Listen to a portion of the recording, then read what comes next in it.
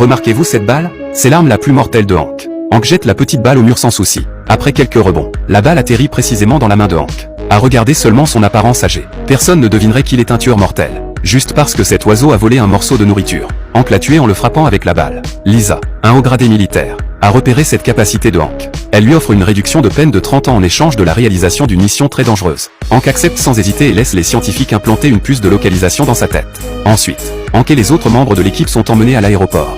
Mais il constate que les autres coéquipiers ne semblent pas très intelligents. Ce qui le laisse plus perplexe, c'est qu'un Wolverine est aussi devenu son coéquipier. Puis ils montent tous dans un hélicoptère militaire. À ce moment-là, le dernier membre de l'équipe arrive enfin, c'est Harley Quinn, la clownesse. Tout le long du trajet, les coéquipiers discutent de pourquoi un Wolverine fait partie de l'équipe. Seul Hank réfléchit à son plan pour la suite. Et bientôt ils atteignent le lieu de la mission. Pour ne plus supporter les bavardages incessants de ses coéquipiers, Hank saute immédiatement dans la mer. Mais à peine a-t-il sorti la tête de l'eau qu'il constate avec surprise que le Wolverine tombe droit du ciel dans l'eau.